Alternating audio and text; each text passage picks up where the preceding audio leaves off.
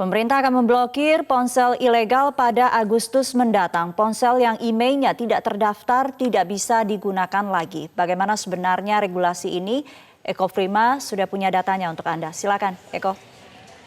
Ya, benar sekali Sumi. Sekarang punya ponsel keren tapi harga miring memang bukan rahasia umum lagi. Tapi siap-siap saja, pada bulan Agustus mendatang, pemerintah akan menerapkan regulasi pembatasan ponsel ilegal alias dengan kode IMEI yang tidak terdaftar dan tidak akan bisa digunakan lagi.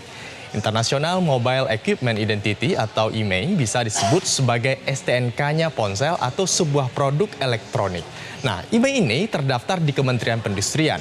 Nah, sebagai syarat resminya sebuah produk, jika IMEI tidak terdaftar, dipastikan ponsel atau gadget yang Anda miliki tidak bisa digunakan dan itu bisa disimpulkan berasal dari black market atau dari pasar gelap yang masuk tanpa membayar pajak ke Indonesia. Nah, sebenarnya apa saja regulasinya?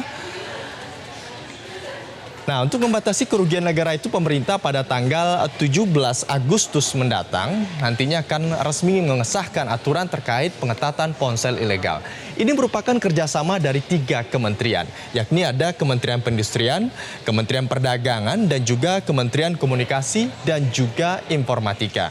Jadi bagi yang memiliki ponsel tapi tidak memiliki IMEI yang tidak terdaftar, maka langsung terblokir dengan tidak bisa terkoneksi telepon dan juga internet.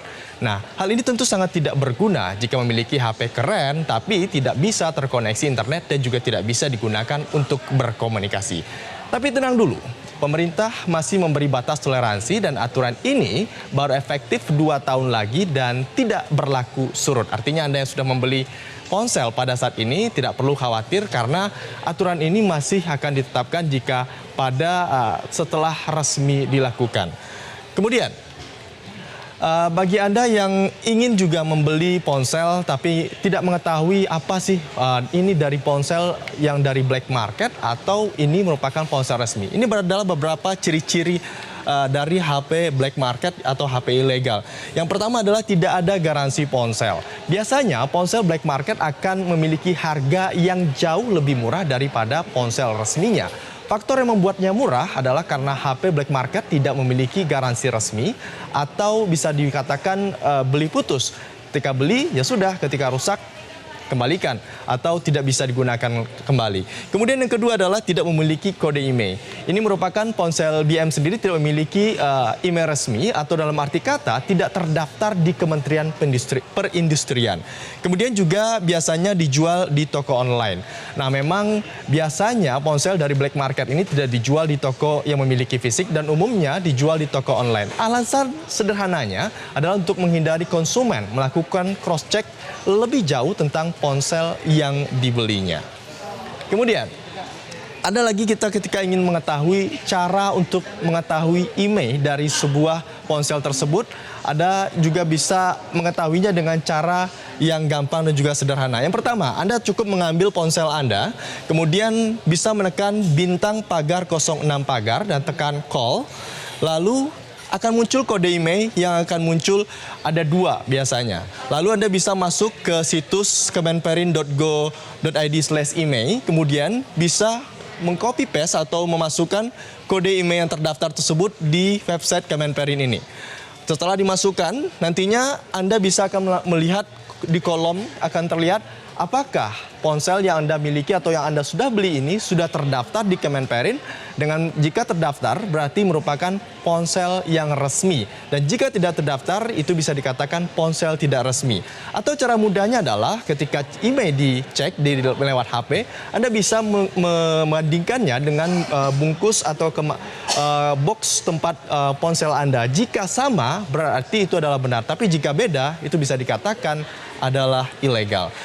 Dan selanjutnya, salah satu alasan pemerintah untuk melakukan pengetatan terhadap ponsel black market ini adalah untuk mencegah kebocoran pendapatan negara.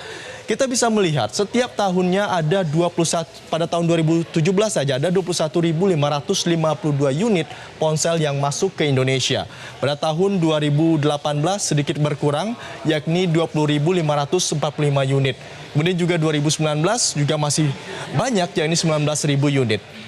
Nah, nilai ponsel ini setiap tahunnya bisa dikatakan kurang lebih 59 miliar per tahun yang masuk ke Indonesia. Dan estimasi kerugian negara karena tidak membayar pajak adalah kurang lebih 10,3 miliar rupiah per tahunnya. Nilai ini bisa dikatakan bisa lebih banyak dari jumlah aslinya. Dan sudah siapkah masyarakat kita dengan penerapan regulasi baru ini? Berikut jawaban mereka. Itu sih kalau menurut saya kan karena dia kan ilegal ya. Biasanya banyak juga pelaku industri yang jualan barang dagangannya beneran resmi bayar pajak. Kasian juga kalau ada hadir-hadirnya black market itu. Pertama ya tujuannya karena kan dia kan menghilangkan pajak itu sendiri kan. Nggak ada bayar pajak. Terus di samping itu juga kita kalau mau ngeklaim, terus kalau ada kerusakan kan agak sulit juga kan. Gitu sih. Jadi kira-kira kalau untuk Mas setuju atau nggak untuk HP yang akan diblokir? Setuju dong. Kalau bisa sih jangan ya, soalnya memang kebetulan kalau saya beli juga memang sih ada yang black market, lebih bagus sih speknya, udah gitu juga lebih murah sedikit sih gitu loh. Iya barang-barangnya sih agak sedikit bagus, cuma memang ya kalau misalnya dilarang sih jangan juga kali ya. Tapi jadi kalau bisa jangan diblokir gitu. Jangan diblokir, nanti handphone saya keblokir. Ya, itu adalah beberapa pernyataan masyarakat terkait wacana penerapan pembatasan HP black market ini. Jadi bagaimana? Masih berniat mau beli ponsel black market? Pilihannya ada pada Anda. Mau ponsel keren tapi tidak bisa digunakan, atau ponsel biasa tapi bisa digunakan karena dari gerai resmi. Kembali ke Anda, Sumi. Yang pasti saya tidak mau handphone saya diblokir. Eko, terima kasih untuk pemaparannya.